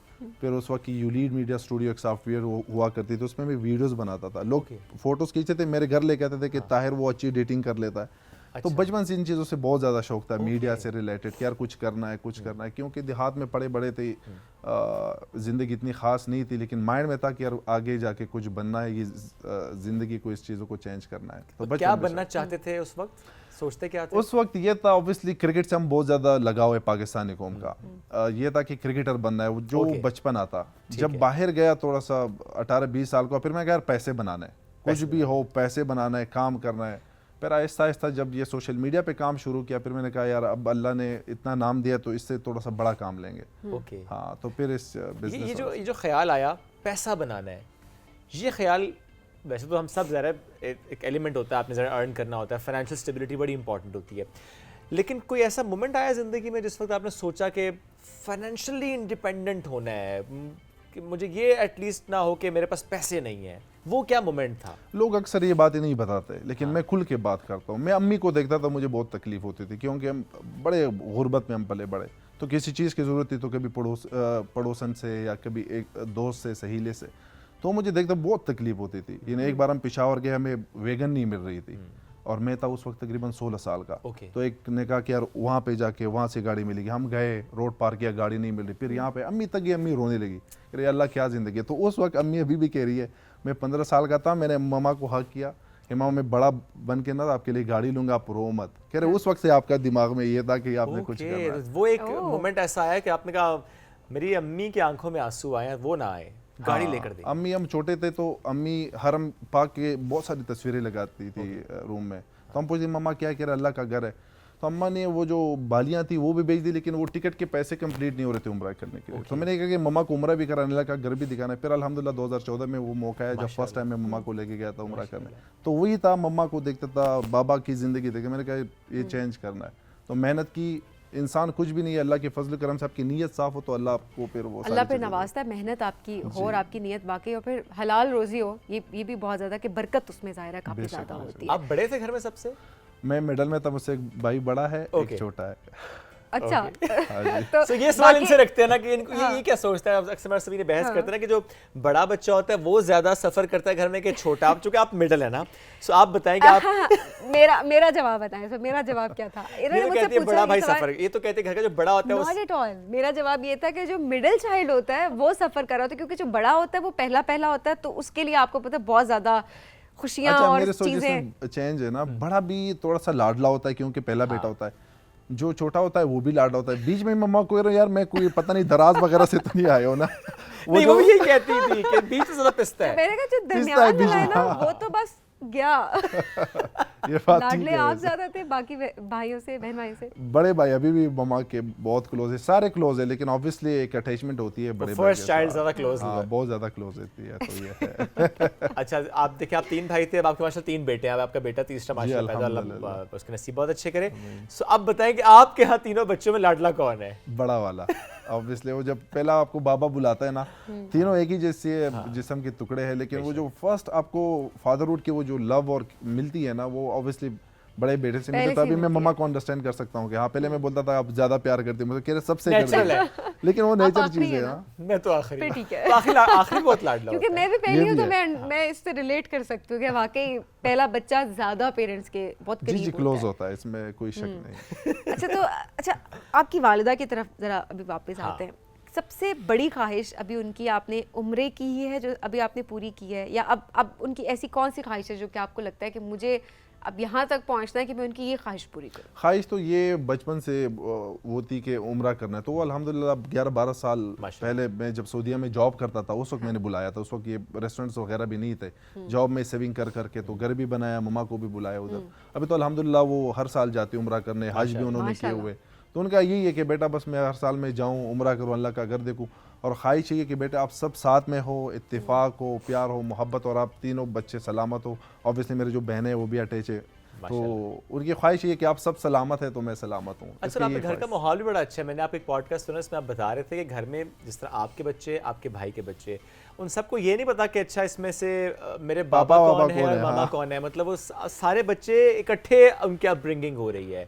ये थोड़ा कॉन्सेप्ट बताएं, स्पेशली उन लोगों के लिए जिनके घरों में हम होते हैं ना, हम कजन्स में कंपैरिजन्स कर रहे होते हैं, अब बच्चों को कजन्स के हवाले से अब सब कहते हैं वो ऐसा तुम ऐसे, ये कंपैरिजन भी हो रहा है जिससे पर्सनैलिटी डिस्टर्ब भी होती है, स्पेशली इन जॉइंट फैमिली जहाँ पे इकट्ठे रह रहे होते हैं। कितना इंपॉर्टेंट होता है कि वाकई उन बच्चों को या मेरे बाबा या ताया या सब मतलब मेरे वालिद की जगह पर हैं।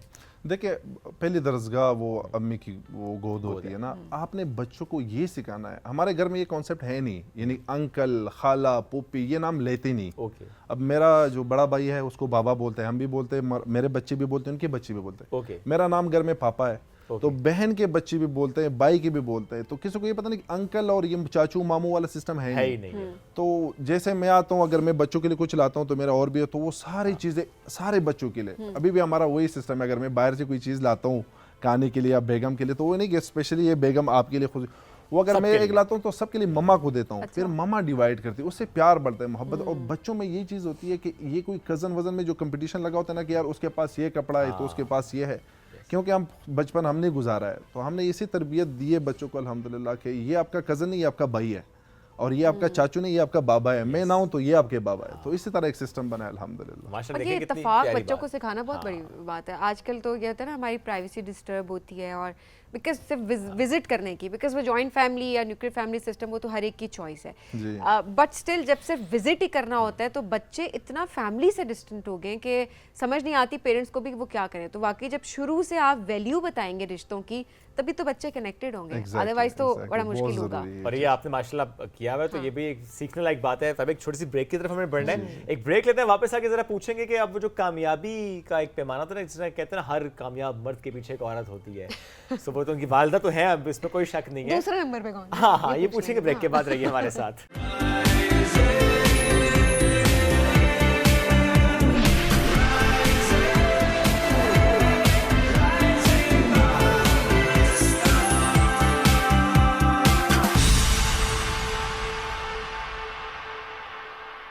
वेलकम बैक जी राइज पाकिस्तान में, आपको कहेंगे खुशामदीद। ताहिर खान, लाला हमारे साथ मौजूद है। ठीक है यार, जो भी आप कहना पसंद करें वो हमारे साथ इस वक्त मौजूद हैं और बड़े मजे की उनसे गपशप चल रही है। और कामयाबी की हम बात कर रहे थे ब्रेक से पहले, और जाहिर है आपकी वालिदा को तो क्रेडिट जाता ही जाता है, माओं को तो क्रेडिट वाकई जाता है। तो वो हर कामयाब मर्द के पीछे एक औरत का हाथ होता है, तो वो दूसरी वाली औरत का हाथ कितना है? अच्छा, वो एक मेरी बाजी है, मुझसे बड़ी है। मैं आ रहा हूँ उस साइड में जो आप सुनना चाहती हैं। आहिस्ता आहिस्ता, ठीक है। बाजी है, आलमा है, बहुत सारी दुआएं करता है, अल्लाह बड़ा पक्का ईमान है। मैं कभी कभार बिजनेस से चीज़ें अप डाउन हो जाती है, हम थोड़ा सा नर्वस हो जाते हो, कह रहे बेटा सब कुछ ठीक है। तो ऑब्वियसली बाजी है, और फिर बच्चों की माँ भी है, वो सपोर्ट करती है। जिस तरह हमारी लाइफ स्टाइल है, टाइम नहीं दे पाते ज़्यादातर, एक सोशल मीडिया का है, बिजनेस भी चीज़ें चल रही है, तो वो अंडरस्टैंड करती है चीज़ें को, पहले नहीं करती थी, अभी कर रही है अल्हम्दुलिल्लाह। कितना वक्त लगा अंडरस्टैंड करते करते? सर ये लग जाते, मेरे केस में तो सर लगे थे 6 से 7 साल। मेरे 6 से 7 साल? हाँ जी। अच्छा, आप अपने आप को अच्छा बेटा समझते हैं, अच्छा शौहर समझते हैं, या अच्छा बाप समझते हैं? ये अगर आप मेरे घर वालों से पूछे ना, इसमें मैं बेस्ट हूँ। मम्मा कहता है, क्योंकि मैं गुस्सा वगैरह नहीं करता। हमारे पठानों में यार गुस्सा बहुत करता है, मैं बड़ा कूल बंदा हूँ। चीज़ों को मैं कह यार लाइट लो, जंग या लड़ाई, या अगर आप गुस्सा वो बंदा करता है ना जो अपनी बात को सही तरीके से रख नहीं सकता, दलाइल नहीं दे सकता। हाँ जी, तो मैं हमेशा, क्योंकि मेरी बाजी जो है आलमा है, मेरा भाई भी आलिम है, तो कभी कभार हमारे डिबेट होता है, तो मैं कहता हूँ कि यार ज़्यादातर आप लोग अल्लाह से लोगों को डराते हो, डराओ मत, अल्लाह तो बड़ा करीम और गफूर बादशाह है। तो ये डिबेट होता है ना, तो मामा कहते हैं कि आप बड़े कुल, जब उनके पास कोई दलील नहीं होता तो फिर वो कह रहे इन चीज़ों में बात नहीं करनी, तो मैं फिर खामोश हो जाता हूँ। तो अल्हम्दुलिल्लाह घर में कहते हैं कि आप बेटे भी अच्छे हो, मेरी वाइफ भी कहते हैं कि हस्बैंड भी अच्छे हो, बाबा तो ऑब्वियसली मैं कहता हूँ कि बाबा भी अच्छा ही हूँ, लेकिन भाई अच्छा हूँ, बहनों का जो भाई बहनें बहुत अटैच है मेरे साथ। माशाल्लाह माशाल्लाह, प्यार बहुत सलामत रखे। अब बताएं कामयाबी का राज क्या होता है, स्पेशली उन लोगों के लिए जो कि बहुत ग्राउंड लेवल से अपने आप को अपलिफ्ट करते हैं और बहुत सक्सेसफुल बिजनेस की तरफ या सक्सेसफुल लाइफ की तरफ चाहते हैं। क्या चीज़ें जो कि आपको कामयाब बनाती हैं, क्या चीज़ें ऐसी हैं जो कि आपको बहुत तेज़ी के साथ तरक्की के ज़ीने चढ़ाती हैं? सर वो ये है ना, अब यहाँ माशाल्लाह आप एंकर हैं, यहाँ पे एक प्रोग्राम होस्ट कर रहे हैं, अगर आप ये करेंगे कि यार मैं पैसों के लिए कर रहा हूँ, वो एनर्जी नहीं आएगी। अब जिस तरह माशाल्लाह आप लोगों की एनर्जी है, आप लोग का शौक है कि हम आके डिफरेंट गेस्ट के साथ काम करें, एंजॉय करें अपने काम को, सेम चीज़ यही है। अगर आप एक फील्ड में आगे जाना चाहते हैं, पहले उस अपने साथ बैठें कि यार ये जो मैं काम कर रहा हूँ इसमें मैं बोर तो नहीं होऊंगा। अब मैं बिजनेस चला रहा हूँ अपने रेस्टोरेंट्स, तो मैं जाकर मैं रिलैक्स होता हूँ, लोग हंस रहे हैं, खुश हो रहे हैं। अब मेरे जहन में ये नहीं है कि यार ये होगा तो वो होगा। तो जिस काम से आप प्यार करते हो, जो काम आपको काम नहीं लगता, आप उस काम में बिस्मिल्लाह करें। सही है। सही नीयत के साथ। नीयत आपका ये होना चाहिए कि अल्लाह मेरे साथ जो मेरे साथ जुड़े हुए लोग हैं उनकी भी नसीब बेहतर फरमा। अगर आप अपने लिए सोचते हैं, इट्स अ टीम वर्क कि यार सब कुछ मैं कर रहा हूँ तो मैं हूँगा तो मैं ज़्यादा फ़ायदा दूंगा, आप खुद को बाकी लोगों को साइडलाइन, इस तरह कभी नहीं होता। वो एक शॉर्ट टर्म पे आपको कामयाबी मिल सकती है। तो आपकी नीयत साफ़ होनी चाहिए, जिस काम से आपको प्यार है वो काम आप करें। और दीवानों की तरह, मैं हमेशा अपने इंटरव्यूज पॉडकास्ट में बोलता हूँ, अपने काम से दीवानों जैसा प्यार करें। पागल जैसे लोग कहें कि यार ये तो पागल हो गए इस काम के पीछे, और भी दुनिया के बहुत सारे काम है। जब तक आपको लगता है कि यार ये मैंने अचीव नहीं किया ना, दिन रात उस पर मेहनत करना। कोई शॉर्टकट, कोई तरीका नहीं है कि आप ये कर लो तो मेहनत है। अच्छा, वैसे शॉर्टकट की बात है कि लोग वाकई आजकल की भी हमारी यंग जनरेशन भी देखें, वो कहते हैं अच्छा फलाने का लिंक कह दिया जी, आप बात कर लें, फलानी जगह बात करें, तो वाकई वो फिर जब शॉर्टकट की तरफ जाते हैं तो वो फिर शॉर्ट टर्म ही आपको चीज मिलती है, वो पैराशूट वो एंट्री लॉन्ग होती टर्म है। नहीं हो सकता। पैराशूट एंट्री आके बंदा गायब हो जाता है। खुद से आप स्ट्रगल करते हो, स्क्रैच से आते हो, आपको जर्नी का पता होता है। अगर आप गिर भी जाते हो तो आप फिर उठ खड़े होते हो। पता है कि आपने कैसे उठना हाँ है, जी, इसमें कोई शक बहुत नहीं जरूरी होता। है ये चीज़। अब जरा कंटेंट जो आप बनाते हैं बड़े मजे मजे का, जिसमें एक मैंने वीडियो देखी बड़े मजे की कि वो आई थिंक दो दोस्त थे प्रॉबेबली जो कि रेस्टोरेंट में खाना खाने आते हैं और कहते हैं वो वॉलेट घर छोड़ आए, फिर आप इशारा करते हैं इनको जरा किचन का रास्ता दिखाओ। तो कंटेंट पे किस तरह की ग्रिप आपकी है और कितना टाइम दे पाते हैं कंटेंट पे आप? अच्छा, मैं अपने रेस्टोरेंट्स में मैं सिर्फ अपनी सोशल मीडिया को देखता हूँ। मेरे 2 भाई हैं तो ऑपरेशनल और सारी चीज़ें मुझे पता नहीं, मेरे साथ कितने लोग काम कर रहे हैं, कौन क्या काम कर रहे हैं। बच्चे मिल जाते हैं, कह रहे सर आपके साथ काम, मुझे पता नहीं होता। मैं सिर्फ अभी भी, जिस तरह मैंने बात की कि अपने काम से दीवानों जैसा प्यार करता हूँ, सोचता हूँ। अभी तो बहुत ईजी हो गया है, AI आया, बहुत सारे आइडियाज़ आपको मिल सकते हैं। तो मेरा काम अपने रेस्टोरेंट्स में यही है कि मैं डिफरेंट आइडियाज़ पे काम करूँ। 5-6 बंदों की टीम रखी हुई, मीडिया टीम। सही है। तो बच्चों का पूरा एक ग्रुप मेरे बनाया और मैं उसमें शेयर करता हूँ कि यार इस चीज़ पे हमने ये कंटेंट बनाना है, इतनी ड्यूरेशन इसकी रखनी है, टाइम को और दौर को देख के उसके हिसाब से अपने कंटेंट बनाना होता है। थोड़ा सा खुद को ऑपरेट करके, आजकल ये चीज़ चल रही है ट्रेंडिंग में, तो चलो इस पे हम कंटेंट बनाते हैं। तो मैं अपने बिजनेस में अपने कंटेंट और ये सोशल मीडिया को देखता हूँ और पूरी टीम रखी हुई, तो फिर उसको इम्प्लीमेंट करते हैं। वेरी नाइस, ये बड़ी बात है क्योंकि वाकई रिलेट करना बड़ा ज़रूरी है और जो उस टाइम ट्रेंड चल रहा है उसको फॉलो करना। अभी आजकल एक चीज़ लोगों को बड़ी पसंद आ रही है। अब देखें, अब कहते हैं ना आप कामयाब हो गए तो उसके बाद आप लोगों से, बहुत सारे लोग हैं वो डिस्कनेक्ट हो जाते हैं कि अब आप बड़े बंदे बन गए हैं, बस आप अब बिहाइंड द कैमरा ही होंगे और आप सामने नजर नहीं आएंगे, आप एक प्रोटोकॉल के साथ आएंगे, फिर आप कनेक्ट करेंगे। आजकल वो आतिफ असलम को बहुत ज़्यादा पसंद किया जा रहा है कि किस तरीके से कनेक्ट हो रहे हैं, वो ऐसा कंटेंट क्रिएट कर रहे हैं जिसमें लोग उनके साथ कनेक्ट रिलेट करें। अली ज़फर करते हैं अपने आप, एग्जैक्टली। लेकिन आतिफ की एक पर्सनैलिटी बड़ी डिफरेंट थी पहले, बट अब एक नई पर्सनैलिटी का रुख लोग देख रहे हैं। सो वाकई जब तक आप कनेक्टेड नहीं रहेंगे, so how is it possible कि लोग आपको याद रखेंगे? वो ठीक है, आपका रेस्टोरेंट याद रख लेंगे किसी हद तक क्योंकि खाना अच्छा है, उसकी अपनी बात, बट वो आपको आहिस्ता आहिस्ता भूलना शुरू कर देंगे। एग्जैक्टली, आजकल दौर ये इतने बड़े बड़े ब्रांड्स है, करोड़ों के रुपए वो एडवर्टाइजमेंट पे लगाते हैं, जो दिखता है वो बिकता है। मेरे रेस्टोरेंट कैनेडियन एम्बेसडर्स आए तो उसने कहा I want to meet the owner. तो मैं गया उनसे, बेटा तो कह रहा है ये बताओ, ये जंगल है, इधर ना कोई रास्ता है ना कोई मार्केट है और ये भरा पड़ा हुआ है, 1000 से ज़्यादा लोग बैठे हुए, तो ये सीक्रेट क्या है? मैंने कहा मैडम, पुराने ज़माने में ये होता था कि दुकान हम खोल लेते थे तो बैठते थे, जिक्र करते कि यार कोई कस्टमर आएगा देखेगा। मैंने कहा आजकल दुकान जो है आपकी जेब में मोबाइल, ये आपकी दुकान है। अब हर घर में आपने अपना प्रोडक्ट दिखाना है, वो आपके कंटेंट में इतना दम होना चाहिए कि घर में 15 मोबाइल है तो 2-3 मोबाइल पे आपके कंटेंट होने चाहिए। फिर वो 2-3 में से एक बंदे की अगर वो कहने का हाँ यार मैंने जाने उधर, तो ये एक साइकी है कि आजकल दौर सोशल मीडिया के, इसको सही तरीके से यूटिलाइज करो, ट्रेंड के साथ चलो, किसी का बुरा मत चाहो, अल्लाह ताला आपका खुद मदद करेगा। एंड देन अगेन कंटेंट भी आपने कहा ना, घर के अंदर अगर 15 मोबाइल है तो 4 कम से कम कर रहे हैं, लेकिन वो फिर दूसरी तरफ मामला नहीं जाना चाहिए।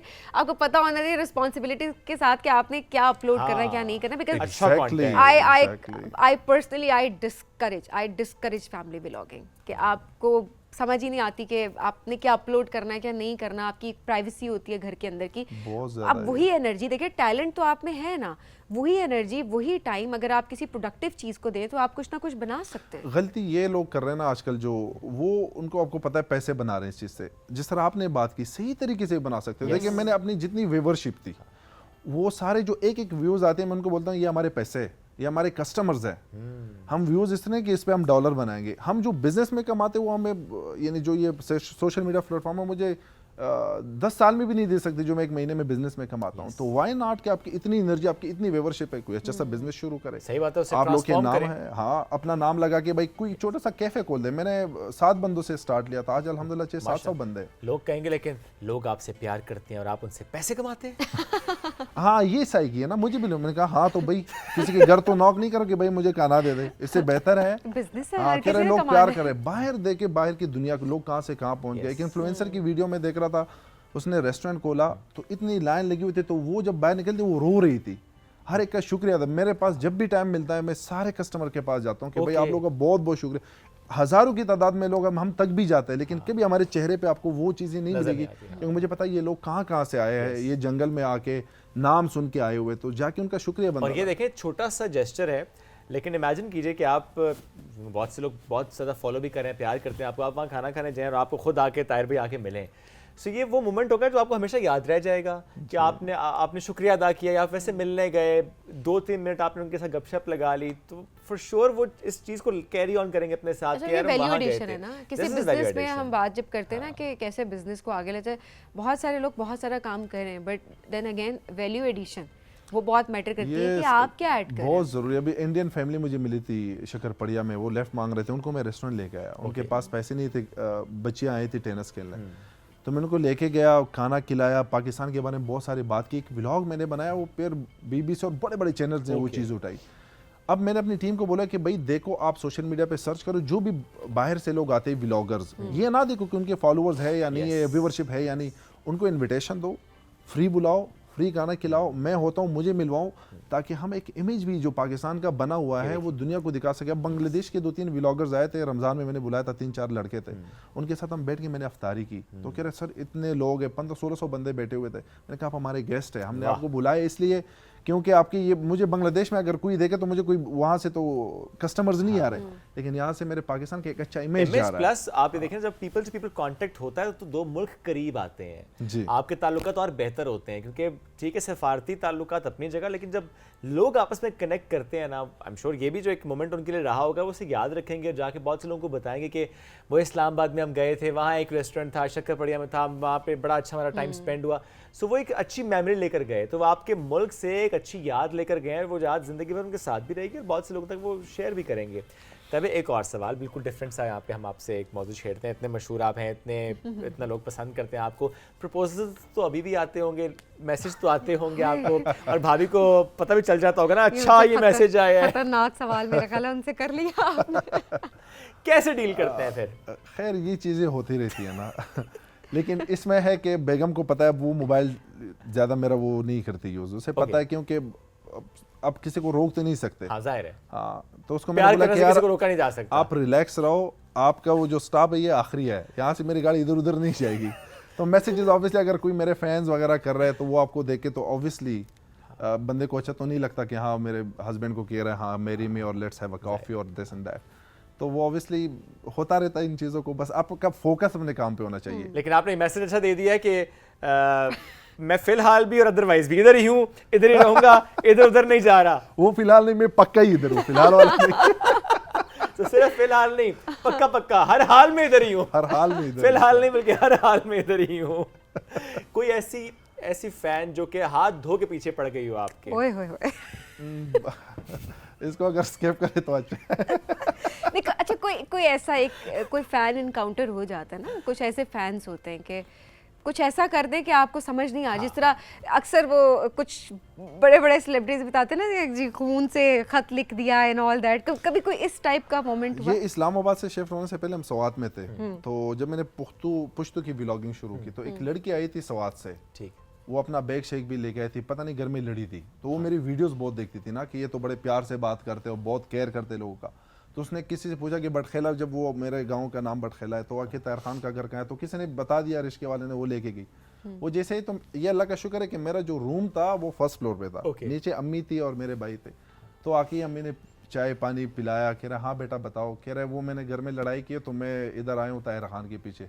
मैं, अगर आप शादी नहीं कर मेरे साथ वो शादी नहीं कर सकता, मुझे पता है उसकी बच्चे हैं, मैं सुबह शाम उसकी खिदमत करूँगी, मैं उसको छोड़ के नहीं जा सकती।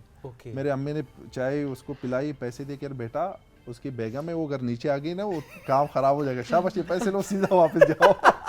मैं जब आया अम्मी ने पूछा, मैंने बताया कि सर, मैंने कहा मम्मा मेरा तो वेट कर ली थी, अगर एक बंदी आई है प्रपोजल लेके ना तो हो जाते इस तरह चीजें। कह रहे मेरा तो वेट कर देती बार वो कह रहे मैं खुद छोड़ के आता, वो ये कहना चाह रहे थे। अच्छा अपनी तरफ से कोई तोहफे तहफ़ देकर रुखसत करते हैं, एक अच्छे जेस्चर में, वो ये कहना चाह रहे थे। ठीक है let me put it this way कि ऐसे होता है। बेगम ने कोई उस पे रिस्पांस दिया? बेगम अल्लाह का शुक्र वो ऊपर थी, आती तो ऑब्वियसली वो जो रिएक्शन पठान की बेगम पर देती है वो थोड़ी सी, पता नहीं वो घर जा पाती या ना जा पाती। तो ऐसे बहुत से इनकाउंटर्स सारे हो जाते हैं। तभी कहाँ देखते हैं अपने आप को, कोई मजीद ऐसा कोई गोल ज़हन में है, सेट किया हुआ है, where do you wanna see yourself? अच्छा अब इस तरह है ना, अल्हम्दुलिल्लाह अगर हम एक ही ब्रांच पे जो हम बैठे, अल्लाह ताला उससे उतना दे रहा है कि हम ज़िंदगी में वो कहा नहीं सकते, ख़त्म नहीं कर सकते। अब जिस पोजीशन में हम, मेरे जैसे लोग हैं, फिर अल्लाह ताला उनसे काम लेता है अपनी इंसानियत के लिए, लोगों के लिए, जो मैं समझता हूँ। मेरे साथ अभी 600 या 700 बच्चे काम कर रहे हैं, तो एक ज़रिया मैं बना हूँ, बाकी इन बच्चों की रोज़ी रोटी लगी हुई है। सही बात है। तो अल्हम्दुलिल्लाह मरी में हमारा एक प्रोजेक्ट इंशाल्लाह ईद उल अज़हा पे ओपन करने वाले हैं।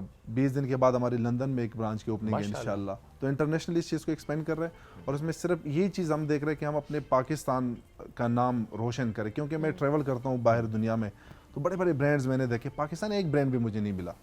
तो क्यों नहीं कि हम, अगर कोई देखे मेरे ब्रांड को, तो वो ताहिर खान को यार ये पाकिस्तान का ब्रांड। आप इंटरनेशनली जाएं तो ये चीज़ फेमस हो कि पाकिस्तानी फूड कहाँ पे मिलेगा। सो ये इंपॉर्टेंट चीज़ है कि बजाय से किसी और मुल्क की बात करें, एंड देन ब्रांड तो ऑब्वियसली, क्योंकि ज़ाहिर है बड़ी प्यारी बात होने की कि आपको इंटरनेशनल ब्रांड्स नज़र आते हैं, तो कितना इंपॉर्टेंट है कि इस डोमेन में काम कीजिए कि आपके ब्रांड्स भी बाहर पहुंचे। तो आप तो ज़ाहिर ब्रांड हैं, और आप लंदन माशाल्लाह पहुंच गए हैं। इसी तरह से आप आगे चलते जाएं, पूरी दुनिया फतह करके आएँ। खुश रहें, आबाद रहें, इसी तरह हंसते मुस्कुराते रहें, और जो प्रपोजल आए उसको इसी तरह से साइड पे करते रहें, हर हाल में खुश रहें। मुझे लगा कहने लगे थे कि रुख करते रहें। नहीं, हर हाल में साइड पे करने का है, हर हाल में खुश रहें। अब इनकी भी बेगम देख अगर रही, डाइवर्ट करना है तो अब मैं कर सकता हूँ। नहीं, मैं भी हर हाल में खुश हूँ, फिलहाल नहीं, हर हाल में खुश हूँ। Please don't do that. मुझे लगा आप भी कह रहे हैं मैं फिलहाल खुश हूँ। हर हाल में खुश हूँ, अल्हम्दुलिल्लाह। इसी के साथ हमें दीजिए इजाजत। हर हाल में खुश रहिए, हर हाल में खुश रहिए, फिलहाल ना रहिए। अल्लाह हाफिज।